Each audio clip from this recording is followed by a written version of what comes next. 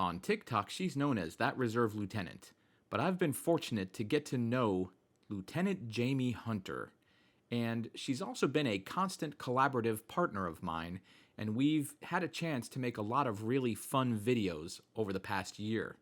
Today, I'll be talking to her, and we're going to discuss things like how she got on TikTok, how she got involved with MilTok, what she's doing in her personal life, and how she got where she is today. But first, here's a little video that we did together. New My Little Pony movie coming out in 5 weeks. How excited are you?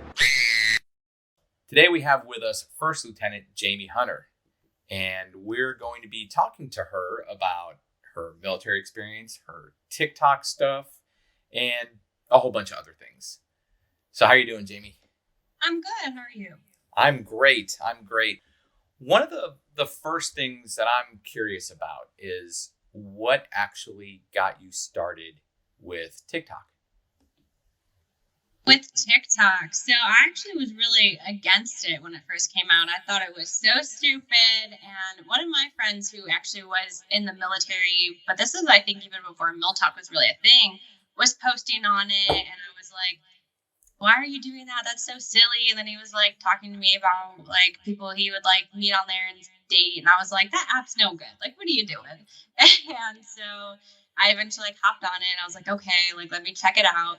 And I was like, you know what? This is actually really fun because I was always on Instagram. I always did lifestyle posts of me and my life.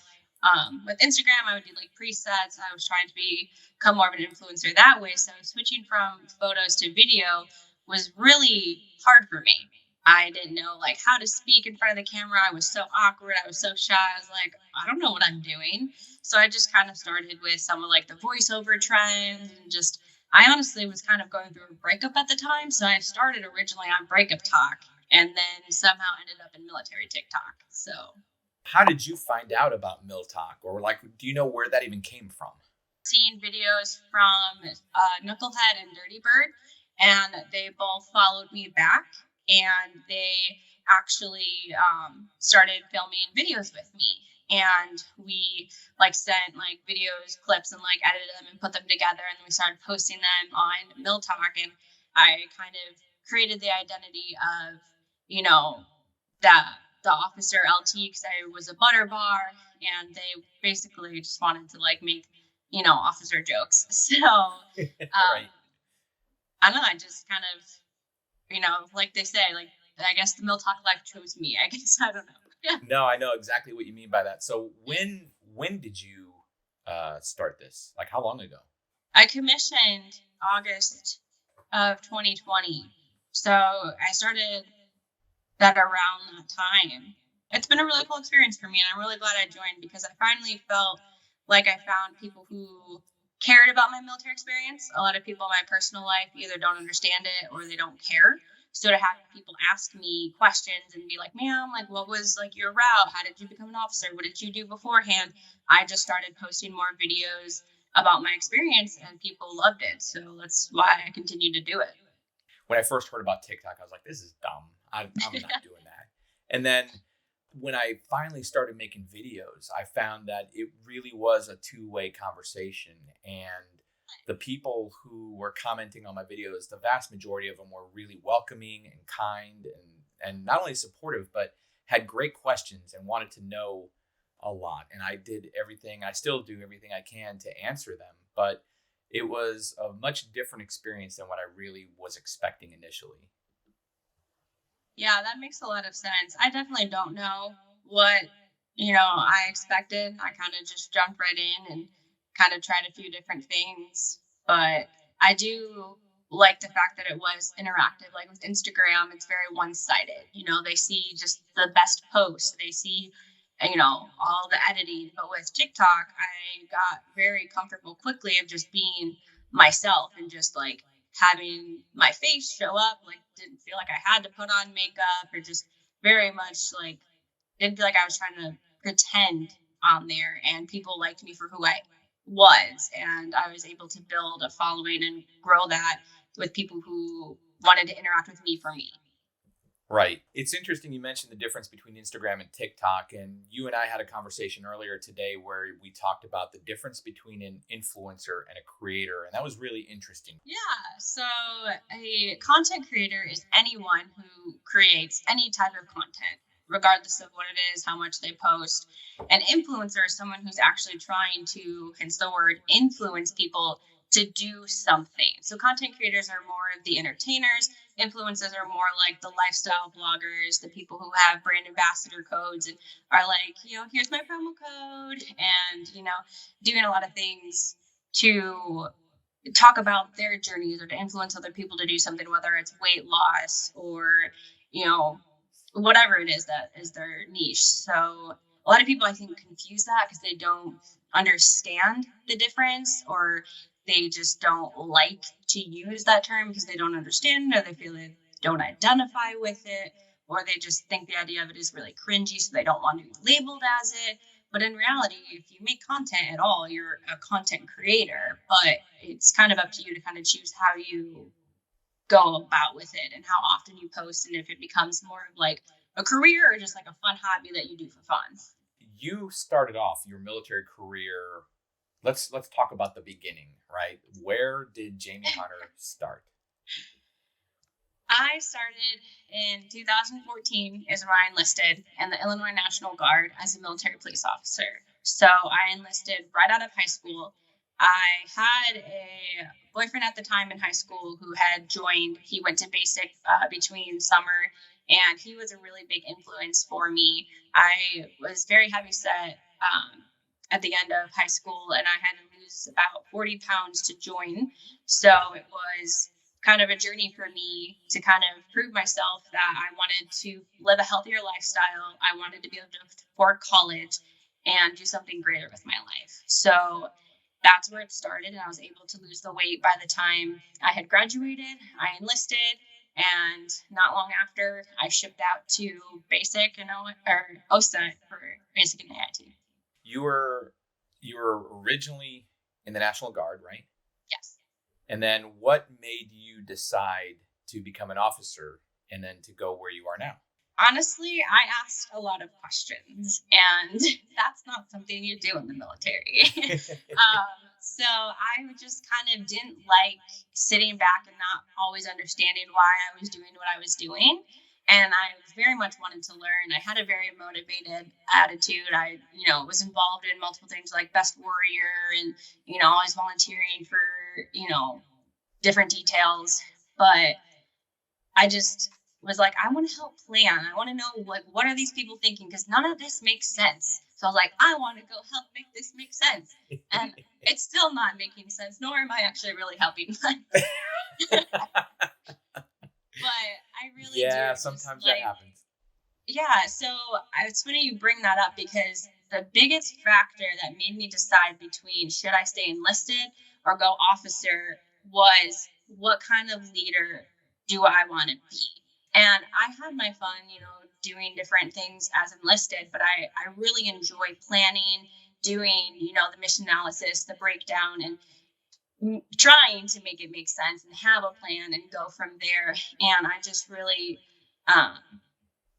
kind of told myself that I would kind of be doing a disservice to myself if I wasn't following what I felt I was more like called to. Like, I think I could have been a good NCO. And so I wanted to really, advance and not just get complacent. So now you're an S1 officer. Is that something that the Army picked for you or you picked? I picked it. So ever since being an MP, I was like, this field stuff is kind of fun, but not really my thing. I like the field. You can have fun. I'll do your paperwork. Yeah, that's hilarious. Yeah, I actually did a lot of admin stuff when I was in my MP unit. So when I became a cadet, I was in the same platoon that I was in when I enlisted. So I basically became our PL. But it really gave me that opportunity right up front to learn what it's like to kind of promote above your peers and see how they treat you differently. And then start putting myself in that role. So I started doing more of like the planning process for the platoon. And then I would actually go and help the, 42 alphas with some of their stuff because they need help. And I was like, I like planning, I like binders, I'll like help you with this and that and this Excel sheet. And they're like, awesome, cool. You're actually in the reserves now, aren't you? Yes. How did you do that? Or why did you do that? Or both? So how is probably a little bit easier. So when you're in ROTC, you kind of rate the components that you want, or some people get specific scholarships that will put them specifically to active duty or guard. I was a non-scholarship cadet.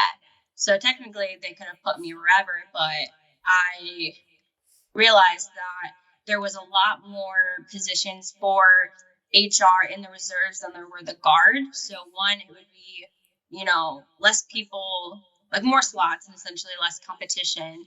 Right. And I also didn't want to be bound to Illinois because I learned very quickly that in the guard, it's really hard to transfer, whether you're enlisted, officer. It's possible, but a lot of times they either don't want to do the work or it's just units don't have to approve your request if you want to move. With the reserves, it's so much easier to move around. And like I said, there's a lot more opportunity, a lot more ways for you to kind of try out different things and you're not bound to one thing. So I figured if I didn't like where I lived or I didn't like my unit, I could easily leave or try to do a different job. Like in Illinois, there's only 3 MP units. And if you live by one and you want to go to the other one, you might have to drive 6-7 hours if that slot opens up. So you're kind of limited on either you stay where you're at and don't advance or you inconvenience yourself to be able to grow. And I didn't want that. Right, so. Sure. And a lot of it has to do also with your MOS. Like for me, right. as a 131 Alpha, as a targeting technician, we have 3 battalions in the state. And then we also have 2 IVCTs and we have Divardi that has just now started. So there's very limited places where I can go in my MOS. I would think that if you're something like S1, it's a lot easier because every type of unit needs S1. Yes. Whereas obviously much fewer units need field artillery officers.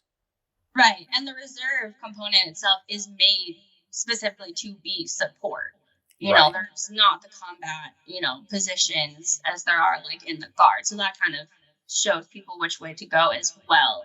But, with that being said too, it's also a really cool opportunity for us because for HR, there used to be HR like companies and like postal companies, and there's very few of those. So we actually do get intermixed with infantry units, MP units, like we're all over. And so we get that experience and sometimes get to do some of the stuff that those units do because we're in that unit versus like kind of being segregated with people of the same MOS. It's nice because it gives us that more broad experience as well and gives us that flexibility you were talking about.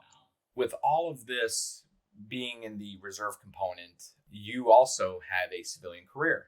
What do you do when you're not making TikToks and when you're not being Lieutenant Hunter? What don't I do?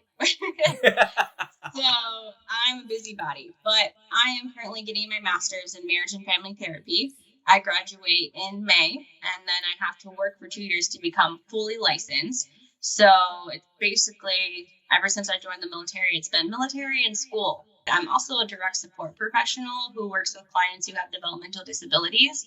So I work in group homes and I bathe them, medicate them, like give them like food and clean the house, basically an in-home, caretaker for them, but also helping them to live their life as independently as possible.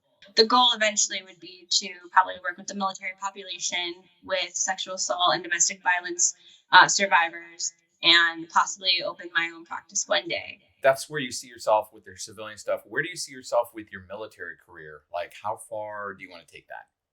I don't know. Every day it's a battle of, I love this, but I love my civilian life. And some days you show up and you're like, I'm going to get out. And then something happens and you're like, I'm going to be in forever. I've been in 8 years already. At the end of this contract, I'll be in about 12. So I have that battle with myself of, do I want to do the extra 8 years? Is it worth it? Or am I going to kick myself for not doing it if I don't? So I think it's one of those things that everyone always says, you just have this internal feeling that you know when is the right time to hang up the uniform. And I think when I actually get married and have kids, that'll probably be close around that time. So it will just kind of depend on how well I can balance that life balance later on in life as to if I do decide to go past this contract or not.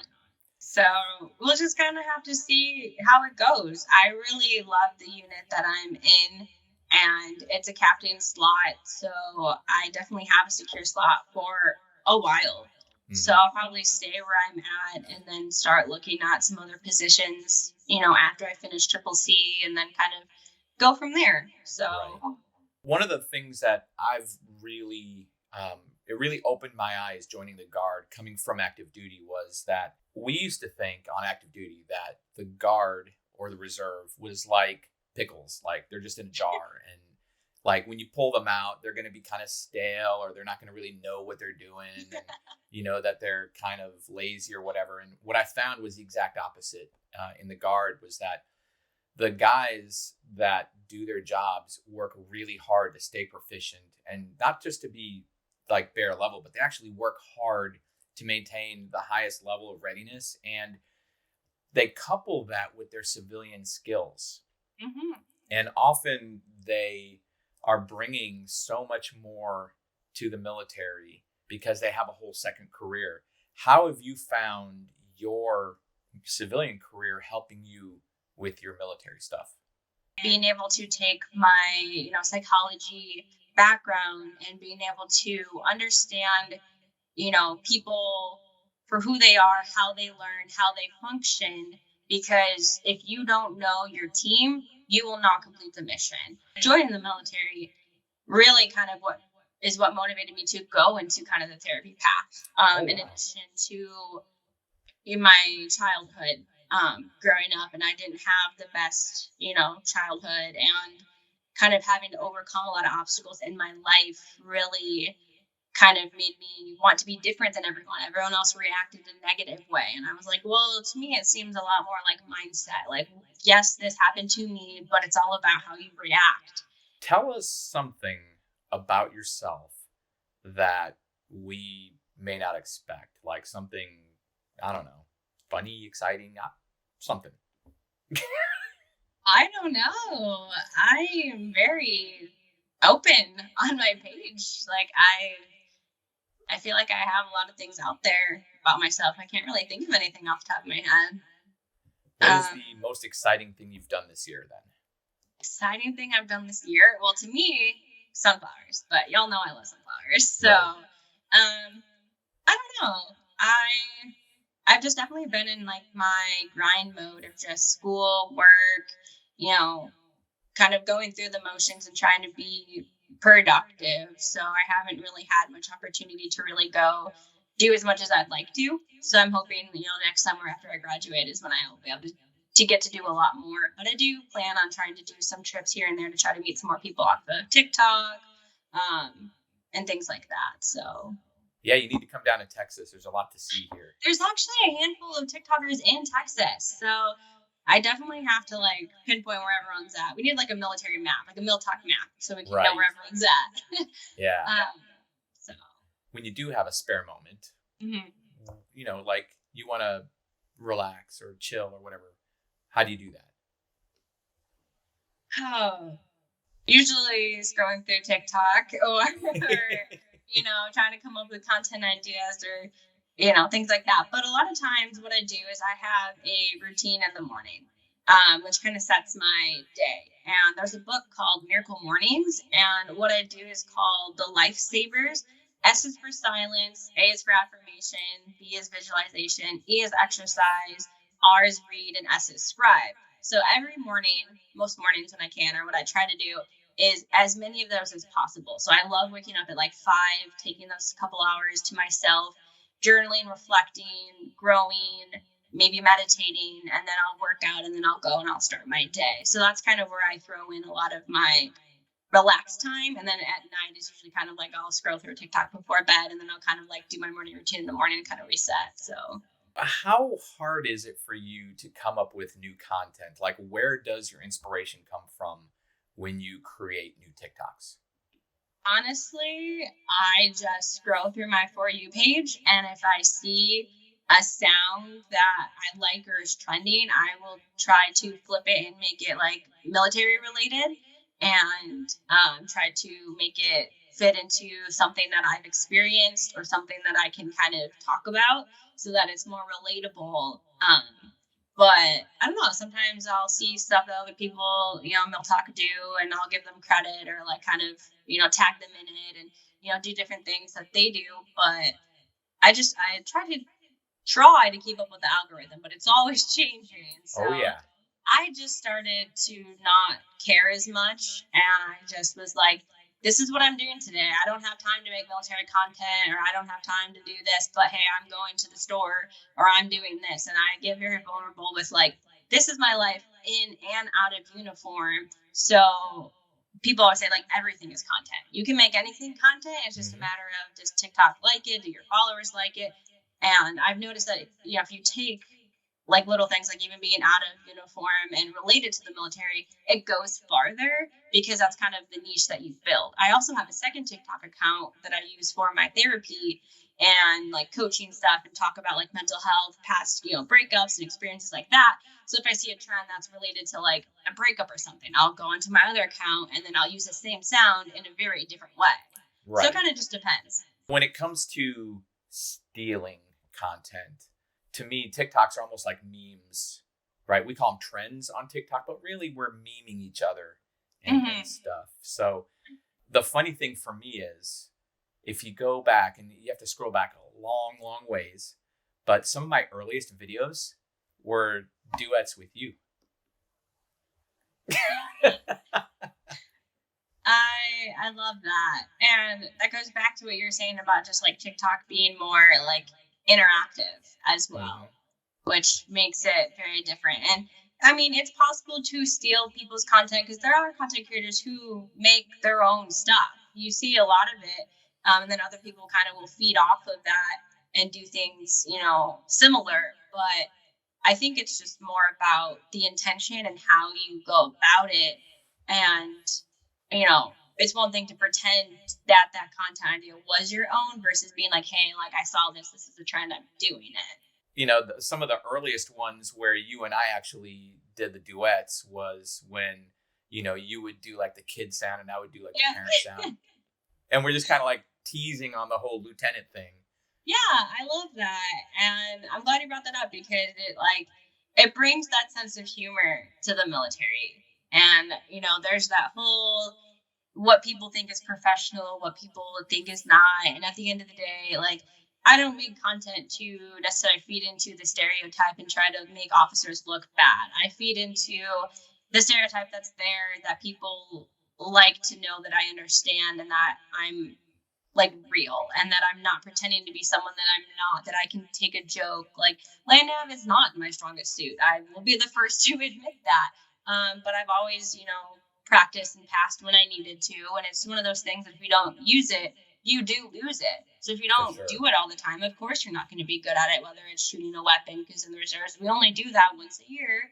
So it just comes down to being able to I like making other people laugh. I want people to be relatable. And if some people take that as, I'm misrepresenting something, that's their opinion. But I try to be as professional as possible, but also leave that room for that humor and to show, like we always say, humanize the ranks. What I really like about TikTok and where I see that the younger generation in the military has such an advantage over when I was in is that you get to see that these people are humans too, even your leaders. Like there's the world's okayest gunny who's on TikTok, Ian, and that guy is amazing. He's the kind of gunny that every Marine or every service member deserves to have as their leader.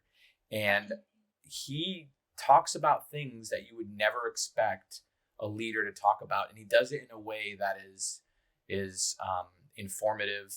It's gentle. And what I mean by gentle, I mean, there's sometimes he's very like, hey, blah, blah, blah. But, but he doesn't knife hand you, right? I mean, he's firm, but he is very mentoring about how he's saying these things. And he's really big on mental health. He does mental health Monday posts every Monday. And that kind of stuff you never saw. You would never see that side of leaders when I was a young guy in the military. And that's where I see the real strength of TikTok is, you said humanize the rank. It's humanizing the military member. It's making us all real. That goes back to when I said earlier about what kind of motivated me to kind of go into this field, because that mental health aspect wasn't there. And I was like, these people need this support, because how are we going to function if these people are not their best version of themselves? And then you always get oh, well, you're not always going to have this when you're deployed. There's a very different distinction between garrison, focusing on mental health, life is real, versus deployment zone. And just because you're actually taking care of your mental health or doing this at home doesn't mean you're going to be not effective downrange. And that I don't understand that concept that people think that is, because when you're downrange or you're doing things where you don't have resources to unpack what's going on in that moment, is why we need to have these resources in garrison for them to unwind when they come home, but give them the tools that they can use when they are in that situation, whether it's, breathing, mindfulness, whatever the heck that will get you to point A to point B to complete the mission. But then taking it very seriously when they do come back.